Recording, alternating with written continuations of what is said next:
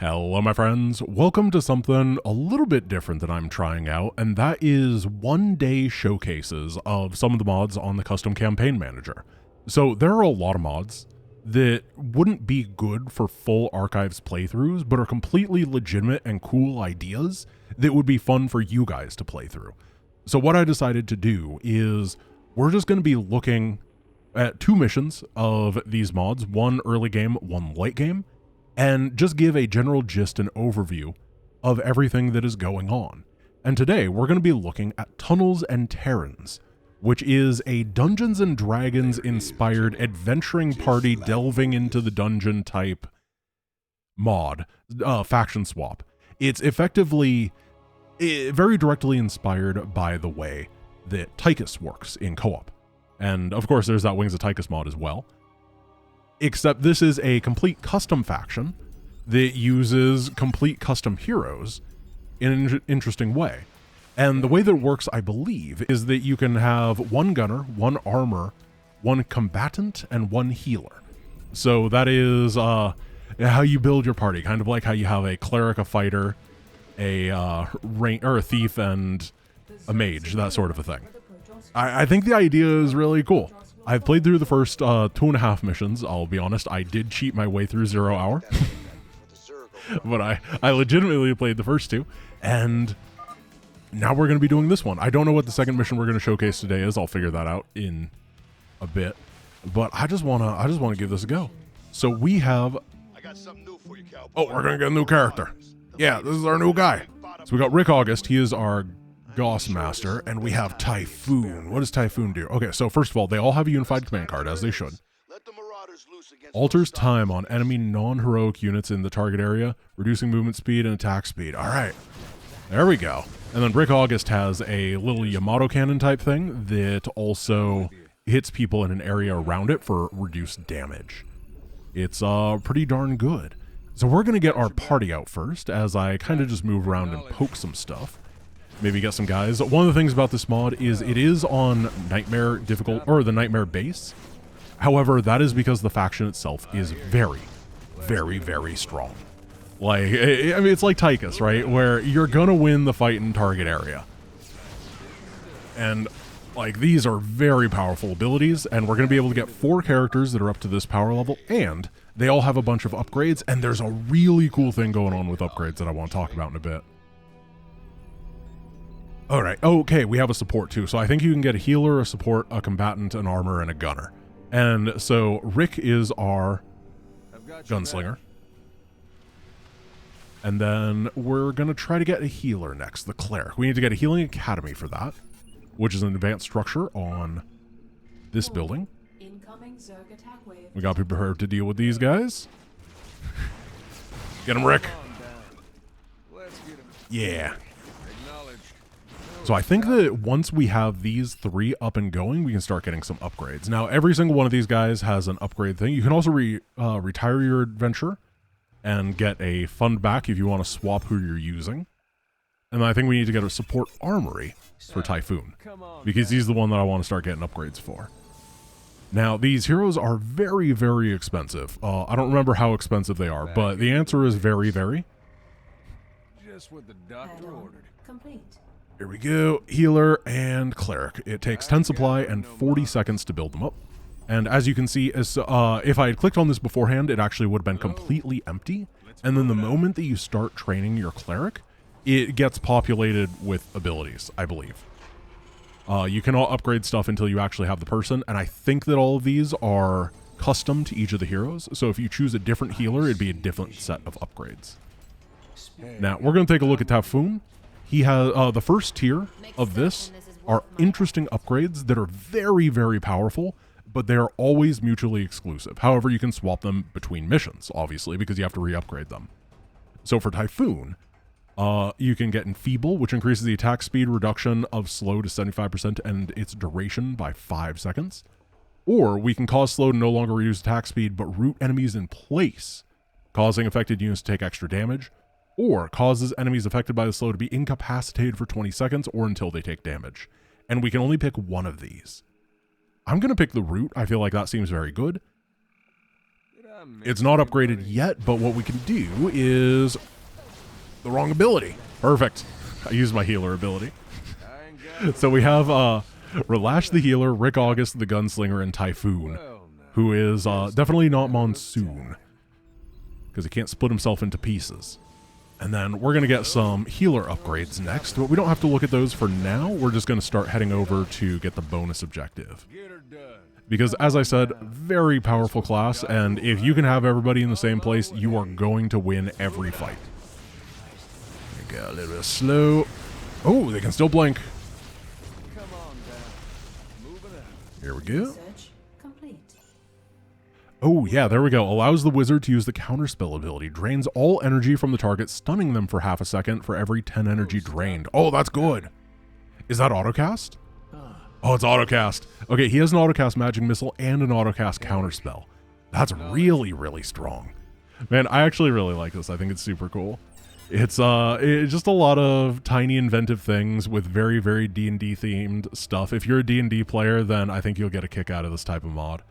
Let's get a combatant compound, an armor factory, and then I'm going to upgrade... Oh, what is this? Allows the wizard to use banishment. Banish target non-heroic unit, placing them in stasis for 30 seconds. Cannot target units that were banished in the last 120 seconds. I don't think we need that. I don't think that's actually very good for us. Now she can do a little poof that heals and has a heal over time and stuns enemy-infested Terrans. Cool. That's not really what we need. We're rebuking undead. Heal over time to reduce damage taken by 40%. Regeneration duration and increases regeneration amount. Or enemies to ignite. Yeah, let's light some enemies on fire with our healer. That's what we gotta do. Then we can get our extra guy called the multi-class. Oh, he's new. I don't know the multi-class. All right, we've dealt with the Zerg, and I think that what we need to do here actually is get a couple... There we go, now they can't move. Get a couple bunkers. We need a gear shop for that, which is the engineering bay. Engineering bay. Oh, what's up, Thrall? Oh, yeah, this guy. He's a stand-in character until the roster is more filled out. All he does is auto-attack. We're going to get the Brawler. And then once we have this gear shop, we can start getting attack and armor upgrades, and more importantly, we can get static defense, because we do have to go out onto the map. Just a matter of time. Let's see. I feel like... Wait, you light things on fire, right? Did we get the research complete? Yeah, Holy Fire, 40 damage, additional 120. Go, go, go, go, go. Yeah! Oh, murder is the best damage negation. We've always known that to be true. So we can get some bunkers here. These bunkers have an attack, and they also allow you to... Okay, that might not be the best bunker placement. They have an attack that's moderate, and then you can also put the heroes inside of them. They only have 2 slots apiece.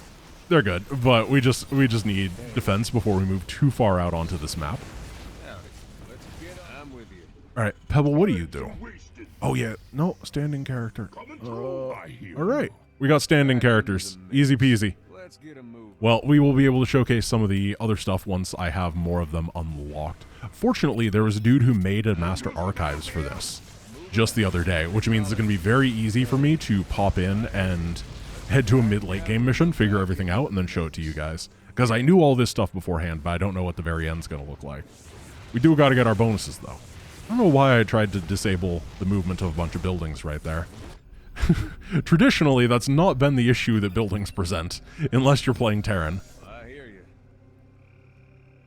Okay, let's just keep going. Rick has his little mini Yamato. It's honestly just fine. Because I'm not upgrading it, it's not super good, but it does get additional charges eventually. And we can go... You know what? Cleric attack damage. We're going Murder Cleric today. Relash is gonna smash. I love it. Alright, get in there, the Relash. Burn him. Alright, take this down. And we're definitely going to have to deal with the... Oh, I love the auto feedback. The counterspell is actually just really nice. Bop you, And you take down all the pylons. I don't think we need to deal with all the production structures themselves, but we definitely need to make sure that there are no probes on the map. And be you. Get them, Thrall.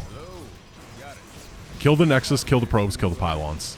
That'll be the required. Then we'll go in for the end. And this also allows us to get a final upgrade. I don't care about that. What do you got, Rick? Trick Shock additional charge, Trick Shock range increase, or splash damage. Vicious Intent causes the next attack of the Gunslinger to deal 100 bonus damage. Attacks reduce the cooldown of this ability by 1 second. Cooldown 15 seconds. Heck yes. So as you can see, these have a very bad attack, but it is something. So there may be a requirement to leave them at home later, or to get a hero that has movement-based abilities. You know, we have a bunch of people. We don't currently have any of those, but the attack against our backside is not like that scary. Allows Wizard to use haste. Accelerates time on target hero, causing it to attack, move, and recharge abilities faster. Alright. So we can do that on our Gunslinger guy who needs to attack faster with his ability. It works perfectly. Rick, we're going to wait for you to get your ability, bud. Okay, we have mules, by the way, as our thing, except they have an attack, which I learned. So you can go for the mule citizen's arrest. They're very bad, though. Alright, you are going to haste Rick. Rick is going to murder everything. Do a nice heal burst. Oh, you know what? Now he is immobilized, so we can go over here. And then just make sure that we are splitting. Perfect. And we just knock all this down. Beautiful, beautiful, beautiful. All right, what I am going to do is I'm going to go look for a mid or late game mission that seems very interesting, and we'll go do that. So I'll see you guys in a sec. Yo, one really cool thing I found when going through all of this before we go to the final mission is that the upgrades are very, very well designed here. Instead of being about specific characters, it's like, here, this increases your gunners. This is for heroic auras specifically, so anybody with an aura, doesn't matter which class type you get a buff for. Or Terran adventurers only, combatant health regeneration. Yeah, it's just lots of different ways that the upgrades work. And I think that's very clever and very cool, so that you're not feeling pinned into getting the armory stuff for whoever you specifically have. Instead, you accidentally your way into being like, wait, this character's really good because I accidentally got these upgrades. I think that's awesome. Okay, I'll be back in 1 sec. Alright, so obviously, if we're playing Tunnels and Terrans, then the mission that we have to go to is Belly of the Beast. I mean, if we're not going to sabotage the tunnel... Ooh, we have the tavern here. So what I decided is that we are going to sabotage the tunnels with the evil army. We are going to be going for the Warlock, the Death Knight, the Rogue, the Witch Doctor, and of course, the Necromancer. So... yeah, I'm going to get the Necromancer first. It looks like we have enough money for 2 of them. It's kind of hard to see because this is... we usually don't have money here. Then we probably have to go for the Witch Doctor. So ignore all these passives. These are just armory things that we got. They're pretty good, but they also don't matter for the most part. What does matter is that this guy has Wither and Bloom. It creates a shockwave for 40 damage to enemies hit. For each enemy hit, restore 60 health to the most injured ally within range. And then we have the Necromancer, who has a passive that has his attacks infest non-heroic units, dealing 15 damage over 3 seconds. Enemies that die under the effect create infested marine under our control. And then negative energy flood, 15-second cooldown, does AoE 40 damage over 5 seconds, and enemies that die within the effect create an infested Terran. So hopefully we're just going to get a lot of friends here. Good old Thelk just blasting people. Oh, we got to remember to use these abilities, though. There we go. So wait, does that heal for every person? For each enemy hit. Okay, so we got to make sure that we are hitting enemies with this. It kind of looked like it healed even when our guys was doing stuff. But I don't think that was true. But I think we're going to get a nice little army of friends here. Of course, we gotta go fast, otherwise this army of friends is going to expire.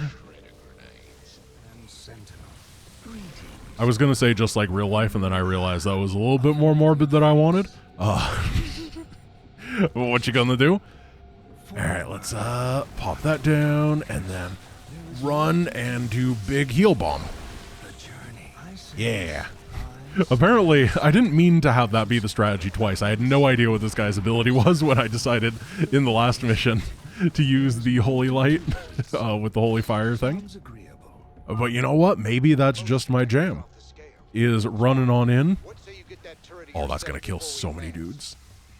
Oh, it's beautiful. Oh, look at this. It's so good.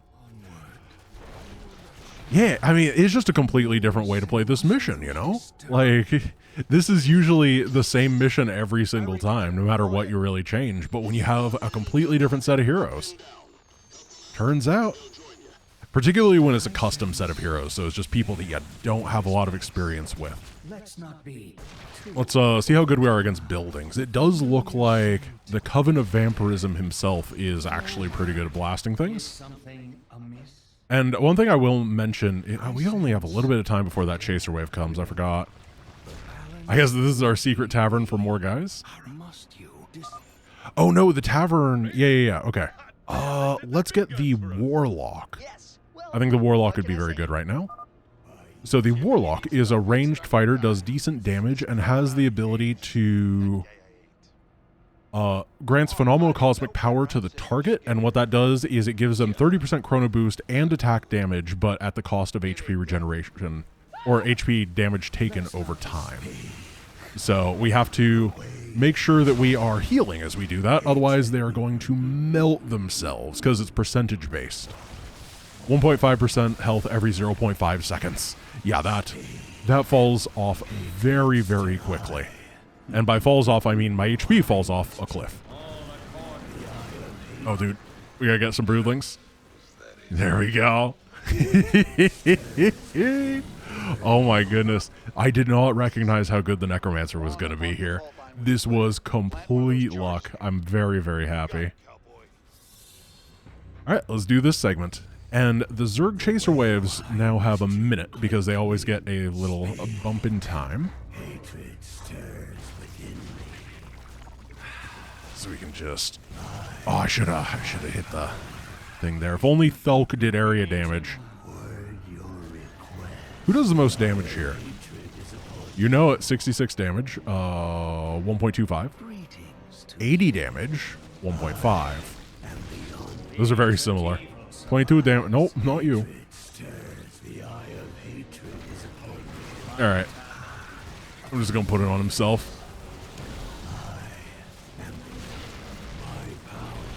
I'm trying to get used to the unified command card. It's interesting. I'm so used to it for our boy Tychus. However, when we are playing someone that isn't Tychus, instantly it becomes a, oh gosh, I'm not used to this again, because no one else does it. Except for Zero Space, for literally every character. Oh, here's the Chaser Wave. So these are a part of Nightmare difficulty. If you take too long, then you get hit by these repeated waves. It means that you can't dilly nor dally. It does appear like it got distracted though, so we're just gonna turn it into the Chaser Farm. Ooh. Uh-oh. Something happened there. Uh-oh. Something's happening here. Let's get our little friendship group. Yeah! Hey. We're fine. Turns out that when your healer does massive area damage, it's actually pretty okay. Our healer has 83 kills. What a legend. Yeah, there's probably so many different combinations and some absolutely redonkulously strong stuff that you can do to fight various people. Like the feedback counterspell ability is probably amazing against Kerrigan, right? But if we're not running it, then it does nothing, but I'm sure there's other ways to fight her too. So obviously we have to try to find everybody because we turned them into money before, and that was good. I want to get the Death Knight. I don't know what he does. I read some of the people, but I'll be honest, I did read the Death Knight. I don't know what he does, I forgot. It's tough. But I am really, really in Necromancer heaven right now. My goodness. What a cool guy. Sure are some ugly suckers down here. It's, oh, good AoE. I'll show you mine. Hold up, or we're gonna be served, chow. Knock all this down. And then I think that our single target damage is actually pretty bad, except for the fact that we have 1,000,000 trillion infested just doing infested things, Don't let them get close. which is probably good enough. But then they all die, and instantly our combat force becomes significantly worse than it previously was. Thanks for the advice.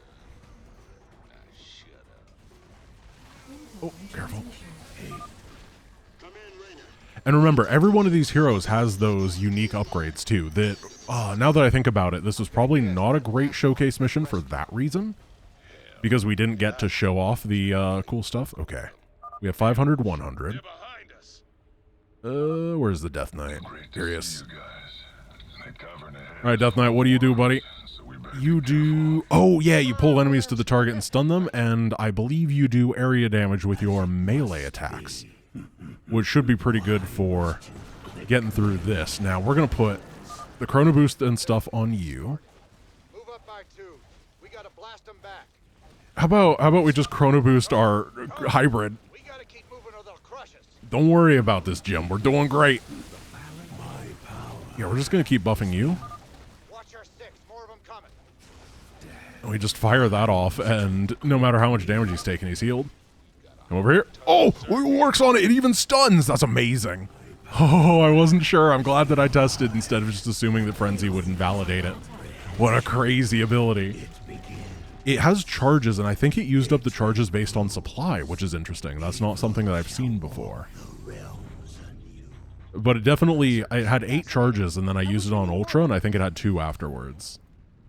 Why must you click me? Alright, let's finish this off. And by finish this off, I mean just start this whole event. Now, we made it through this second area so quickly. We're not going to have to deal with any of the chaser waves. So, one thing that is I don't remember if I said this at the beginning of the video, basically. One thing I want to say about using Nightmare as a base is that for mods like this, it does not mean it is Nightmare difficulty. With my sample size of having played 4 missions, I would say that this Nightmare difficulty is probably akin to hard difficulty in normal StarCraft. And you can play on hard and normal and casual with this as well. So it is, they're very strong. He's got 935 HP, 2 Void Carapace. He's got an attack upgrade, because that was one of my research options. Oh, other things I can talk about while we're going through this thing that usually I have to fill time, but now I can actually be excited about things, is the Mercenary Compound is really cool. So the Mercenary Compound is a spell book, and it's got a bunch of crazy spells in it that are really cool, including the legendary Dungeons & Dragons spell. Instead of the Jackson's Revenge, you get to cast Wish. And I'm not going to tell you what it does. You're going to have to play the campaign for yourself if you want to know. I just think stuff like that is really cool. You can call lightning, you can teleport your units to each other and stuff. I think that's how you get home, in case you're out of position. There's a whole host of amazingly cool units and abilities that you can find in this mod. It's simple, but it's clever. And I think that's really nice for mods, because there's definitely been complexity creep recently. You know what I mean? Like, everything, it feels like you need a PhD to understand these days. But this mod, it really feels like it just had an idea, and it does that idea, and it does that idea darn well, and I think that's so cool. Let's just make sure that we are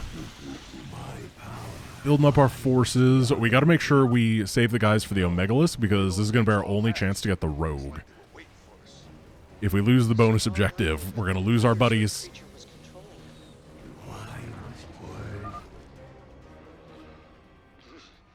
Can we just pull the dude? Hello.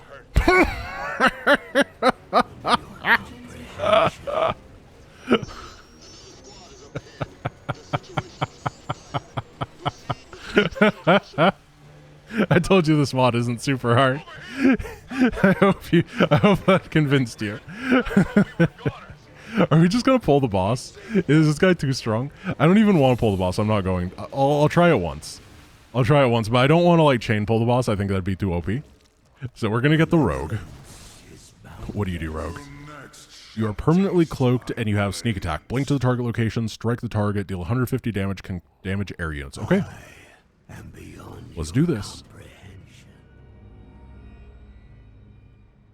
You know what? No.